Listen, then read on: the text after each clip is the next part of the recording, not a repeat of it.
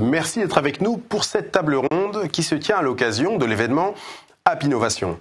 Aujourd'hui, j'ai le plaisir de recevoir sur ce plateau Pascal Bonneton. Pascal, bonjour. Bonjour. Alors Pascal, vous êtes directeur de Naelan. Nous allons parler dans les minutes qui suivent de votre organisation, de votre solution, KSL. On en reparlera d'ailleurs un tout petit peu plus tard dans un webinaire, on rentrera dans le détail. Et puis, on va également parler, très logiquement, de votre relation avec un éditeur qu'on connaît, bien sûr, Salesforce.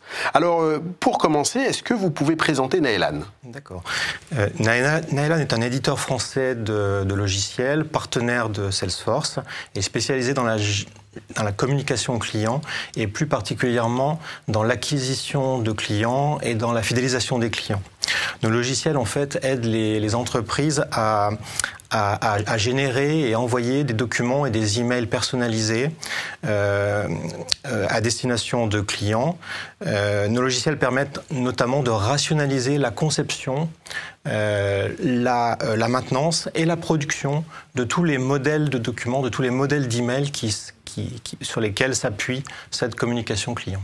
Pour schématiser, hein, juste pour simplifier, c'est-à-dire que dans vos clients, on en reparlera peut-être un peu plus tard, on va trouver des banques qui doivent s'adresser régulièrement à leurs clients, on va trouver des opérateurs et donc grâce à votre solution, vous leur permettez de concevoir des modèles de documents qui leur permettent de communiquer sur l'état de leur compte, le volume de communication consommé d'un mois à l'autre, ainsi de suite. C'est ce genre de...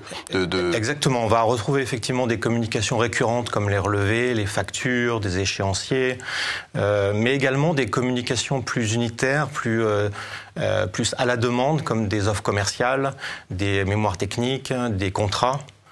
Donc tous les documents qui servent à acquérir un client et par la suite à gérer les différents services qu'on apporte à ce client.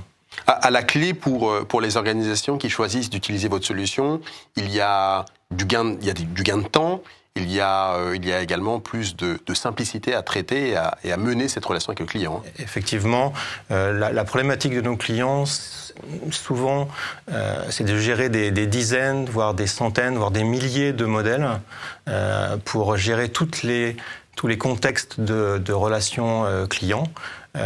Et gérer autant de modèles est compliqué sans un logiciel adapté qui justement est là pour rationaliser en même temps la conception et la maintenance de ces logiciels. Alors, on l'a bien compris, hein, vous êtes là pour leur faciliter la vie. Pourquoi est-ce que vous avez choisi de travailler avec Salesforce ? Qu'est-ce que vous apporte la relation, la coopération, la collaboration, j'ai presque envie de dire, avec cet acteur américain bien connu ? Naelan existe depuis 1992, donc nous avons travaillé hors Salesforce pendant très très longtemps et nous avons des centaines d'applications qui utilisent nos logiciels dans des entreprises en France et à l'international. Nous travaillons depuis 2019 avec Salesforce pour plusieurs raisons. Tout d'abord, notamment lors de nos clubs utilisateurs, plusieurs de nos clients nous ont parlé de leur projet de mise en œuvre de Salesforce. Donc ça a effectivement éveillé notre intérêt. Et puis des rencontres avec des intégrateurs spécialisés et également la visite de salons nous ont conforté dans l'idée que ce marché était très dynamique. Et donc on est allé un peu plus loin, on a analysé, on va dire, ce marché et on a vu effectivement que dans cet écosystème Salesforce, très peu de solutions comme la nôtre existaient.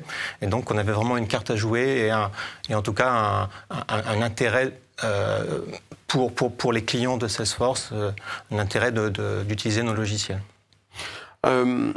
Pourquoi est-ce que Salesforce notamment va vous offrir, parce que votre logiciel, quand on imagine que vous travaillez avec Salesforce, c'est que votre logiciel est connecté notamment avec les outils Salesforce, dans quelle mesure justement cette connexion par API, on en rentrera peut-être un peu dans le détail, donc des interfaces de programmation qui permettent à deux solutions de parler ensemble, pourquoi est-ce que cette connexion avec les solutions Salesforce permet peut-être plus de simplicité pour vous et surtout pour les utilisateurs finaux ?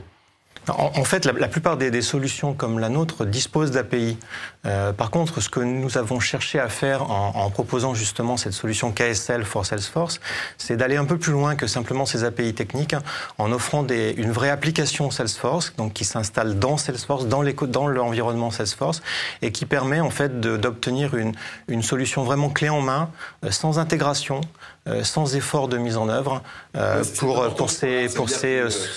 pour ces organisations, effectivement. Donc une solution comme ça, beaucoup plus facile à intégrer, ça veut dire que le client final n'a pas besoin de faire un travail d'intégration supplémentaire. Donc on gagne du temps pour le déploiement. Exactement, il va gagner plusieurs dizaines, voire plusieurs centaines de jours d'intégration.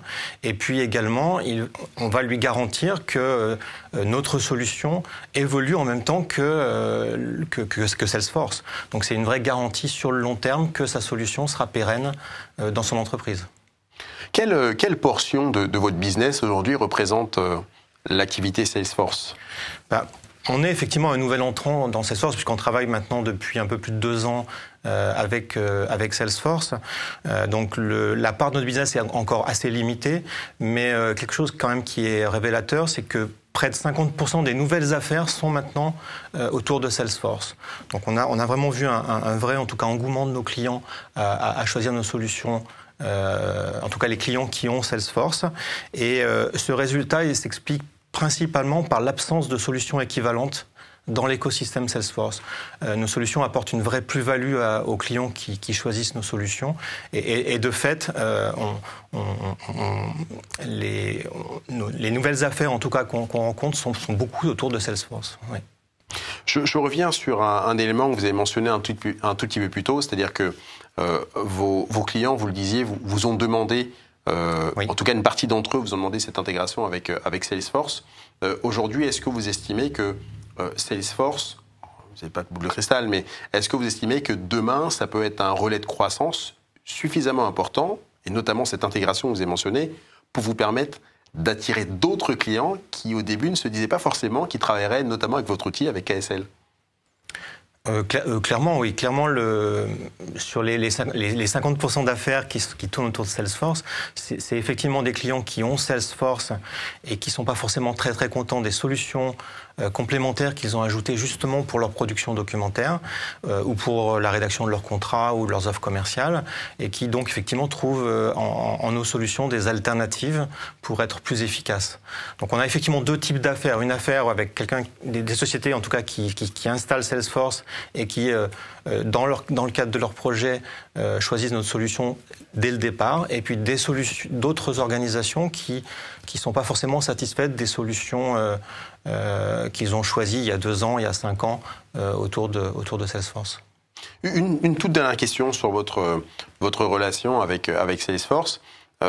Qu'est-ce que vous en attendez justement ? Est-ce que pour vous, demain, Salesforce a vocation à être un canal supplémentaire, mais très important dans votre pipeline de business ?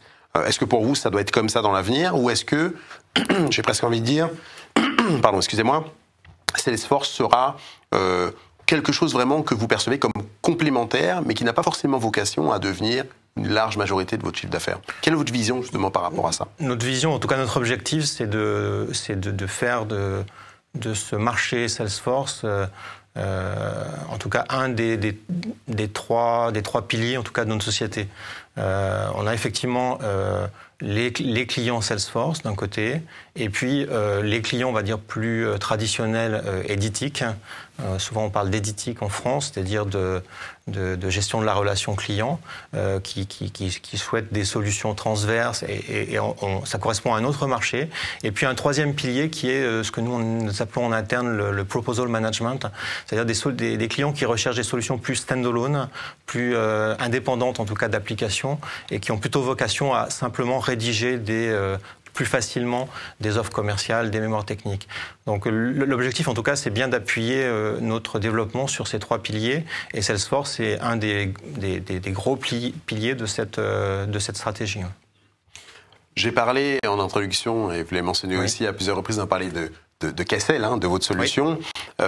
Est-ce que vous pouvez nous la présenter et nous expliquer peut-être un tout petit peu plus en détail de quoi il s'agit et comment justement elle participe à la j'ai presque envie de dire, à la fluidité de la relation avec le client pour les organisations qui choisissent de l'implémenter. Donc la solution KSL, en fait, elle permet depuis Salesforce de produire des documents soit de manière automatisée.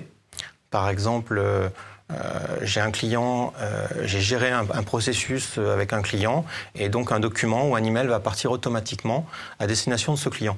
Donc ça, c'est vraiment le canal automatique traditionnel. Une deuxième fonction, c'est celle de l'édition transactionnelle ou à la demande, en tout cas de production à la demande d'un document ou d'un email. Donc dans ce cadre-là, en fait, de la même manière, on va avoir une production à la demande d'un utilisateur Salesforce, la production d'un document, d'un contrat par exemple, qui va être généré et envoyé au client ou envoyé à la signature électronique par l'utilisateur Salesforce. Et puis, on a également la possibilité au sein de notre solution d'avoir ce qu'on appelle des documents ou des emails interactifs. Donc, l'utilisateur final va générer son document personnalisé avec notre solution, mais va dans un deuxième temps, pouvoir le personnaliser de manière interactive. C'est-à-dire qu'il va avoir dans son document ou dans son email des zones ou des parties du document qui seront laissées à sa disposition pour avoir une personnalisation supplémentaire par rapport aux données Salesforce. Donc ça, c'est vraiment un point clé qui permet sur les 5-10% de documents qui le nécessitent de personnaliser encore mieux le document qui est à destination d'un client, d'un patient, d'un administré ou d'un prospect. Derrière cette génération automatique ou à la demande, on retrouve un référentiel, une sorte de bibliothèque qui va regrouper l'ensemble des modèles de documents, d'emails et surtout derrière ces modèles, un ensemble de composants, de ressources partagées par les différents modèles. Donc on est vraiment dans le cadre d'une industrialisation de la communication client en factorisant, en partageant les différents composants, les différentes ressources, par exemple un pied de page, par exemple une règle de gestion, par exemple un logo. Donc toutes ces ressources vont pouvoir être factorisées et donc gagner en efficacité lorsque ce logo, cette charte graphique ou ce paragraphe est modifié pour des raisons opérationnelles dans une entreprise. Donc c'est en même temps cette génération, ce référentiel, et puis un ensemble d'outils qui vont permettre de gérer cette production de documents, donc des outils de tests de non-régression, des outils de mise en production et des outils de supervision de sa production de documents ou d'emails. D'accord. Je ne suis pas très familier avec ça, pour être très honnête, de test de régression. Qu'est-ce que vous entendez par là? Un test de non-régression, en fait, c'est s'assurer lorsque, par exemple, un document a été modifié suite à un changement réglementaire, par exemple, sur un contrat, s'assurer, en fait, que la modification de cet article, qui est nécessaire, n'impacte pas, en fait, ou impacte correctement en même temps le modèle et tous les autres modèles qui, potentiellement, utilisent cet article. Donc l'idée, c'est, dans ces tests de non-régression, c'est de faire des tests complètement automatisés avant, après, et qui permettent de s'assurer que notre production documentaire ne se fera sans problème, en même temps sur le contenu et sur la forme. D'accord. Donc depuis Salesforce, alors si j'ai bien compris, c'est une fonctionnalité qui existe également dehors de Salesforce, mais depuis Salesforce, aujourd'hui, on peut modifier un document, on peut modifier un modèle de document, on peut en modifier plusieurs modèles, sans intervention humaine supplémentaire. Exactement. Tout ça se fait de manière automatisée. Exactement, c'est-à-dire qu'on va avoir dans Salesforce les administrateurs Salesforce ou des administrateurs fonctionnels à qui on aura donné les bonnes permissions pourront effectivement modifier pour certains les logos, pour d'autres des signatures, pour d'autres des paragraphes et donc impacter l'ensemble des modèles qui utilisent ces différentes ressources. On est vraiment sur une délégation de gestion et ça c'est vraiment quelque chose de très important et très demandé par nos clients, une délégation de gestion de ces contenus et de ces éléments marketing ou de communication aux métiers ou aux équipes marketing. Et donc on laisse finalement à l'informatique le soin plutôt de gérer le pilotage, la supervision et au contraire on délègue en tout cas la maintenance des modèles à des opérationnels ou à des chefs produits ou à des équipes marketing ou de communication. Ça, si je comprends bien, c'est vraiment l'un des points forts de la solution, c'est qu'elle permet vraiment aux métiers, parce que c'est eux qui sont indirectement en relation avec le client, de modifier un document, d'en assurer la bonne gestion, la mise à jour régulièrement, sans en référer régulièrement, ou à chaque fois à l'équipe informatique. Exactement. Qu'est-ce qui rend votre solution différente aujourd'hui de celle des autres acteurs du marché? Alors on a entendu pas mal de points forts, mais en quoi est-ce qu'aujourd'hui elle est différente de tout ce qui peut exister? Qu'est-ce qui permet de sortir justement presque envie de dire de la bagarre avec la concurrence, entre guillemets? Ce qui nous différencie fortement, c'est justement cette notion de référentiel et de partage, de factorisation de composants.